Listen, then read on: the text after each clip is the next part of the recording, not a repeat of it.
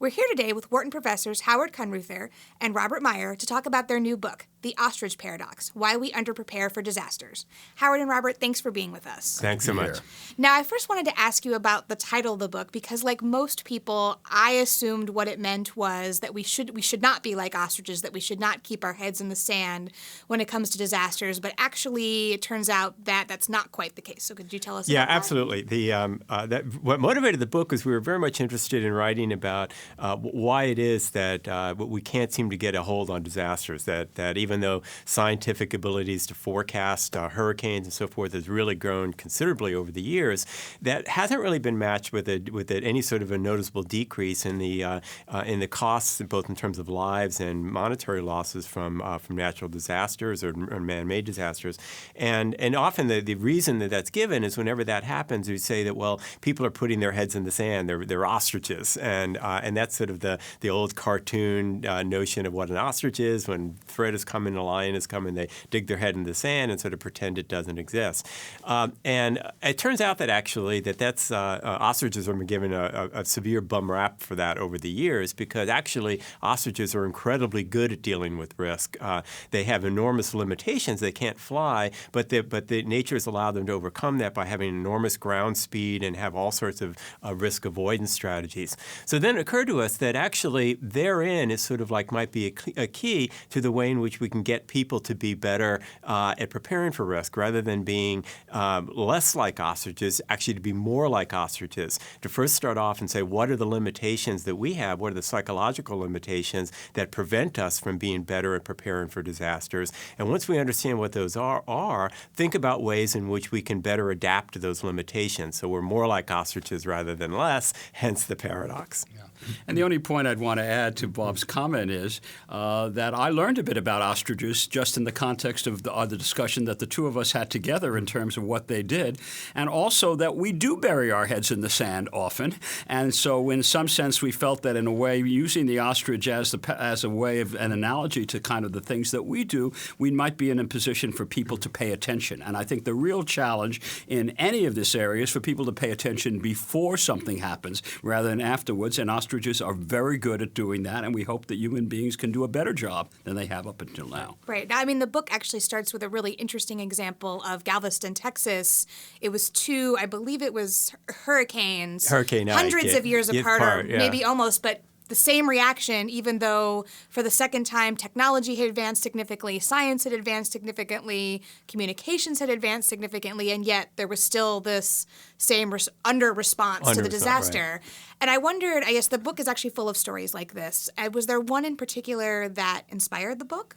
Well, actually, let me jump in there, because for me, the thing that inspired is actually a story which is not in the book, okay? Right. And it was like I think it was 2008, I was visiting New Orleans, and I decided to take a drive along the Mississippi Gulf Coast. And as I was driving along near the town of Pass Christian, Mississippi, which was an area which had been devastated by Hurricane Katrina, I was sort of noticing how quickly the place had recovered, and there was just a lot of nice grass fields. And I was driving along the road, and I noticed that in one of the fields was an ATM machine that was just sitting up by itself. And I looked at that, and I pulled over, and I said, "What's an ATM machine doing out in the middle of the field?" So I kind of walked up to it, and I looked at it, and then I began looking around, and then I discovered afterwards that what this was used to be a shopping center that used to be right on the coast that had been completely destroyed by Hurricane Katrina, and the only thing that was left was the ATM machine.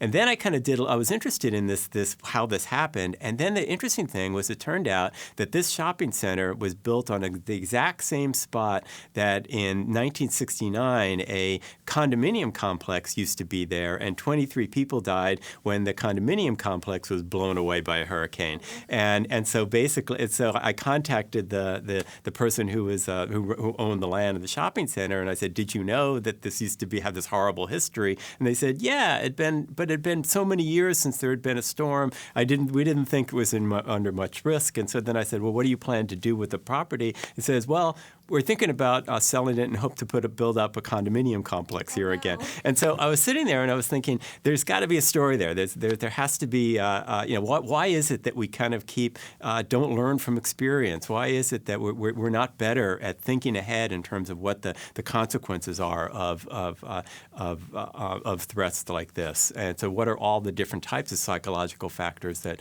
cause us to be so poor at preparing for disasters? I think that just to follow up on a story in the book that actually started off is a story of Glenda Moore, who was in a position where she had to figure out what decision she was going to make after Hurricane Sandy. And I think all of us were very, very cognizant of the challenges we face after a storm occurs in the sense that we know there are things we should do and we have things that we might not do, but we don't really know them as well as we should. And I think that Glenda's first concern was to be with her husband, who had actually left, and she was in Brooklyn, and made a set of decisions without necessarily carefully thinking them out. And our concern, I think, with respect to pointing this out to others is that to a large extent, we react to situations at the moment without necessarily doing an analysis of all of the possible dangers. And the communication mechanisms are sometimes good, but we sometimes don't hear them. And so she actually made some decisions to leave that actually resulted in her losing her children. And as a result of that, there was a whole set of media attention given to that. And our feeling was it was a way to start the book to point out the fact that we would like everyone to reflect on what could happen after a disaster and do some steps beforehand to prepare and also to listen to the kinds of things that one is hearing and try to get the right kind of information so one doesn't do the things that could result in tragedy. And now you actually outline 6 different biases that may be at play that may lead to some of this under-preparation for disasters. And somewhere in the book you had mentioned, or maybe it was in this other interview that came with my book, about that perhaps the most dangerous one of these 6 might be optimism, which I thought was very interesting just because we usually think of that as a good thing. Yeah. No, absolutely. I think, in fact, it is the good thing to have in life. I mean, we've been fortunately endowed with an optimistic outlook and so forth. The problem is that, in fact, I think this is true with all of the biases that we talk about in the book. These are things which the reason why we have them is they serve a good functional purpose. And most of the time, in most of the decisions we face on a day-to-day basis, they basically serve us well. And however, it's also the case that when you suddenly now we're in a situation of facing very, very rare events, decisions we don't have to make on a day-to-day basis. That's where when you start applying these same heuristics, all of a sudden all sorts of stuff goes wrong. And optimism is a great case of that. It is good to look on the bright side of life and all of that sort of thing. However, when you're talking about something that might happen to you that might mean the end of your life, then being optimistic is not necessarily the best thing to do. And one of the things we talk about is sort of, what are the different ways in which people become erroneously optimistic in a way that's harmful. And I think one of the things with optimism is that we try to find ways to sort of defend our optimism. And so we think about a disaster, a flood or a hurricane. We don't really want to think about those disasters. We're optimistic because we are living in an area that we say, this is a great place for us to live, and we want to sort of keep that image alive. And so we say, well, this is so low, the chances of anything happening are so low that we're not going to really think about it. It won't happen to us. It may happen to others. It won't happen to us. It's below, we use the expression, our threshold level of concern. We're not going to worry. So we keep that optimistic bias in the sense of trying to avoid having to think about things that we probably should be thinking about beforehand. And our whole idea in bringing that up, along with the 4 or 5 other, we have 6 biases, is to say they're all connected in some sense. And in one way or another, we have to try to figure out ways to let people know that these are things that we all do, and we all have our own personal examples, and then we can think about ways to improve the decisions by trying to avoid them in the future. And now your method of improving this, what you lay out in the book, is called the behavior risk audit. Yeah. And this involves looking at each of these risks and kind of each of these biases and kind of turning them on their heads and seeing how can we create policies that actually address these biases and maybe get around them. Can you talk a little bit about how people could do this? Well, let me illustrate with one, and Bob may pick another one. Myopia is one of the biases that we have. People have very, very short-term. We all have short-term horizons. We want to get immediate returns in some sense. And if there are things that we can do for the long term, we often find they are very prohibitively expensive. They're costly. We can't really do them. Let's take an example of having to make our house safer against Hurricane Sandy or a flood or hurricane.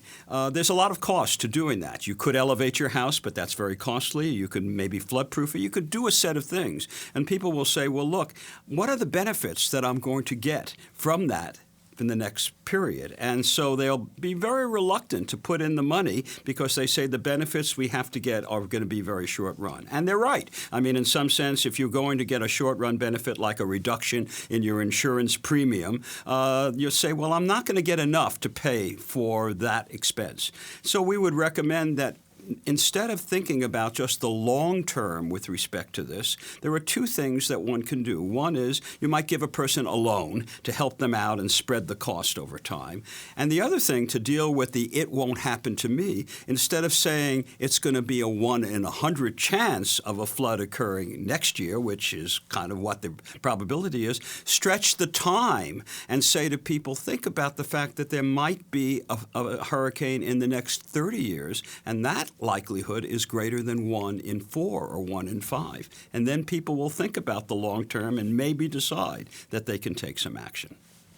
Yeah, another example, another one of the biases we talk about is simplification, and the idea there is that most people don't like to consider lots of different factors when making decisions, and one feature of this is a thing called the single action bias, and what it is that when you're faced with the problem, you basically, as soon as you take like one action to try to solve it, there's a tendency for your brain to go, good, there was the problem, I took some action, problem solved. And so in a lot of walks of life, that's kind of an okay thing to do. But think about it in the context of preparing for natural disasters when, in fact, there's large numbers of things that you need to do. Or you're trying to build a safer house in which, in order to make the house structurally sound, there's lots of different things that you have to do. Well, often, kind of historically, the way in which agencies like NOAA and FEMA and whatnot have encouraged people to prepare for disasters is to give them checklists. And the checklists will have 60 items on them. And it will say, make sure you do this with your dog, make sure you do this, and so forth. Well, the single action bias will say people are going to ignore most of those things, but they are going to see the list. They are going to be aware that there's a threat. The problem is that they're going to go down this list randomly and take care of the dog or whatever. And once they've done that, that's the end of the list, and they feel that they're sort of prepared for the disaster and they're really not. So one of the remedies for that is to say, now that we know people simplify and they tend to focus on one action, what an agency needs to do is don't give them a massive checklist. Say, if you're going to do one thing, here's the one thing to do. Okay, and once you've done that, here's the second thing to do. And you have to kind of walk people through that, and that's going to be a much more effective way of getting people to prepare. Now, do you know of examples of agencies or governments or companies that are doing things like this, that have developed policies like this, or do they all need to get a copy of the book? They got to get a copy of the book. Well, they definitely have to get a copy. Okay. But I'll give one example, and related to what I said a few moments ago.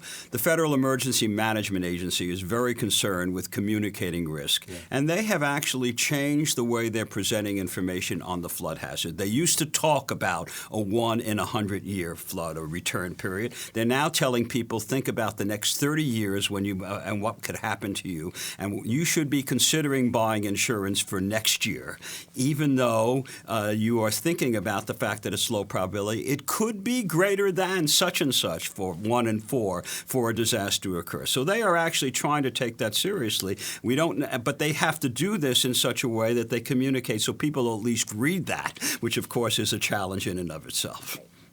I mean, because I would think with that, it's like they're taking it from 100 to 30 actually takes it back within the realm of their lifetime. So they're doing it for them, not for the people who are going to live there in the future. That's exactly right. They want to get a reasonable time period. But if they said, and when they do that, they of course stretch the probability and make it a lot higher than it would occur next year.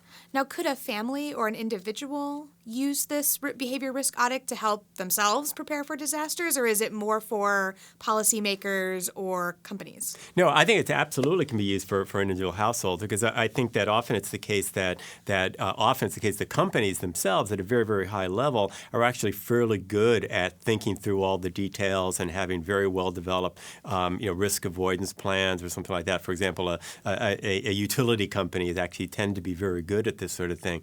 On the other hand, a lot of what this book I think is a little bit more targeted at is organizations which aren't necessarily all that experts in terms of risk preparation. And so for any given family, you need to sit down and think through, well, how is it that we as a family are thinking about risk? And these biases actually even more so apply there.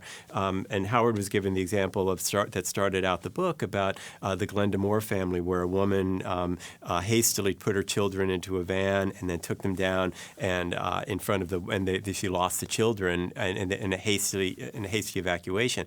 We would like to think that this is a book which can help households like that make sure that those events never occur. And what it does is it says, look, when you're faced with disasters, these are the kind of mistakes that you're likely to make. And it's not because there's something wrong with you, you're just human. And these are hard-grained, hardwired biases that we have. And once we understand what those are, you can kind of anticipate the kind of mistakes you're going to make. And then that's the first step in trying to avoid them. Here's what our hope is. There are a series of stories that are graphic, and people do react to graphic stories in a way that they don't react to just the facts or whatever. And our hope is that people will read these stories and recognize that it can happen to them in some way, and it has happened to others, and that they'll pay attention to the very last part of the book on here are ways to improve. And then we would like to use one of our biases that we hope makes this book more than just one person reading it, and that's the herd effect. And we hope that there will be somehow a notion that people will see this and say, this is something I'd like to talk to a few other people about. And it isn't just our situation, it may be others. And I hope it becomes a topic which generally is not a topic of conversation, of the fact that we have these kinds of biases, we have these things, and we all think of our own sets of activities that might reflect that, and we have our own personal ones which we can experience, and that becomes really more of a social norm, that this is something that people should recognize they have. And there's a tendency with the kinds of events we're talking about for people not to want to pay attention. And our hope is that the stories that we tell here will resonate enough so that people will want to actually think about them. I mean, it seems like we don't, we hear about hurricanes when they're a day away or 2 days away or maybe in the immediate aftermath, but then we don't hear about them again until the next one comes along.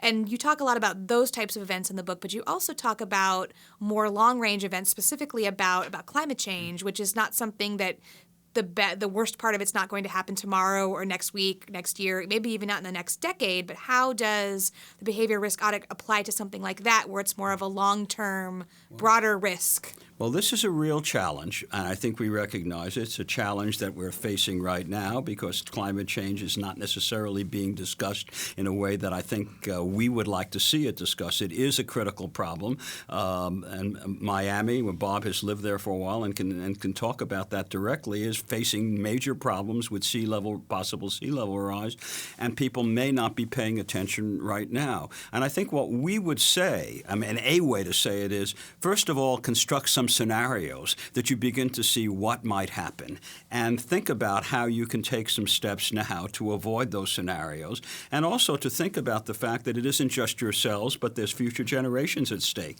And what is this going to do to my children and my grandchildren? And how can we take some steps and try to make the case to recognize that there's a tendency to say this is not going to happen, and it won't happen necessarily tomorrow, but there has to be planning, and it isn't just for the individuals, it's for communities, and that's why I point out Miami being one example of that. As Howard said, I think long-run risk is very difficult, and particularly if it's the case of, let's say, if you're living in any coastal area and you're worried about sea level rise, and you say, well, scientists are forecasting that in 60 to 70 years, this area that you're living in is going to be underwater. I'm not going to be living there in 60, 70 years, so why should I particularly care about that? And how do I justify that? And this is particularly the case for communities who are thinking about doing things like raising taxes and bond issues to put up public works projects to prevent sea level rise when the people who are voting for them are going to have to pay these taxes aren't going to be the ones that are actually going to be benefiting from it. And so I think that people might understand, well, maybe we need to take care of it, but maybe we should just do this next year, okay? That it's an easy thing to put off. Yeah, it's easy to put off because nothing's going to change that much. And so of course, what happens is you keep putting it off till next year, and it never gets done. So some of the things we were kind of thinking about within the book are what are ways in which you can kind of get people to take safe actions or have a culture of safety in a situation where they don't have to. They're not. The uncertainty is actually not is on taking risk rather than not taking risk. So, for example, normally it's the case of you have your city budget, and one of the line items should be, should we put multi-million dollars into a pumping system? Okay, and that's an add-on, and then you have to think through, is this a good use of the money now? Well, what if it was the case that every year, just as a standard starting point in the community budget, that there's money set aside for infrastructure improvements, but then that can be removed. So all of a sudden, then the discussion is, do we want to not take a safe action this year or not? And then that might be just enough to basically keep some of those items still on the budget, which they might have otherwise been removed. And the hope is through those little sorts of steps that we get a little bit closer to dealing with some of these extremely difficult long-run problems. And you could couple just what Bob is saying with the notion of let's not make sure we don't have the cost immediately on top of us. Having a long-term loan so that you do spread it over a number of years will make it more attractive. And then if you can show that there are benefits that are going to occur even in the short run, that maybe property values will go up, maybe people will want to move into the area, and you can sell your home a little more easily by the fact that one recognizes the community is taking steps now to avoid this problem that might be really serious 20 or 30 years from now, and now would be a lot less serious. And I think those are problems facing coastal cities, again bringing up Miami, that really has to be concerned about what is going to happen to the property values of their homes all of a sudden when people say, we're not really taking the steps, and now we are seeing that this is going to be a major problem. So I think if we can combine these things with economic incentives, with the default option that Bob mentioned, and which is one of our notions, is if you don't do this, the fact is you have to say, I'm not going to do this, rather than I'm going to do this. And also to recognize one of the challenges, and Bob brought it up very directly on the political process, we have a little acronym that we occasionally use, and I'll use it right now, NIMTOF. Not in my term of office. If we can avoid that, avoid the notion of having expended, and recognize that there are benefits of doing this in my term of office, rather than saying it's not in my term of office, then I think we have a chance of at least getting people to pay attention. Now, what about different kinds of risks, like political risks? Some of the things that I read in the book really reminded me a little bit of some of the things that you heard people in the UK say around the time of Brexit, that, oh, this won't happen, it won't pass, or even around the time of the election, that I feel like there was maybe some myopia or optimism at play a little bit there. Do you think that the principles in the book can apply to different types of risk other than natural disasters or environmental risk? Well, we haven't thought explicitly about Brexit in terms of that, or use an example. But I think there is a notion here of a feeling that people may not really necessarily appreciate all the elements of a particular problem. I think that's what I would want to use. And I think we could say about Brexit, and I think we can say about the election that occurred, that there was a degree of optimism by people who felt that they really didn't have to be concerned about necessarily voting in a particular way on the basis of feeling that this was a foregone conclusion that things were going to work out that way. And so in that sense, we come back to the optimism bias in terms of what one hopes will happen but may not actually happen. Yeah, and I certainly, you can go through those biases and they can provide kind of an explanation for why maybe a lot of people were very surprised by the last election, or alternatively looking at half the country was not at all surprised and the other half was extremely surprised, and I think that this part that was extremely surprised was influenced by things like herd think. They went around and the people that they talked to were people who had their same values that they did, and they became under the belief that this is the way the world is, and and so on and so on. And simplification. There's a tendency to not look broadly and looking for evidence that maybe there are people out there who don't think like you do. And when you take all these things together, all of a sudden there's this groupthink, which in many cases may have led for a lot of people who were, for example, Clinton supporters to feel they didn't need to vote and so forth. And it's such a foregone conclusion. So. Howard and Robert, thanks for being with us. Good to be here. Yeah, Thanks. glad to be here. Thanks.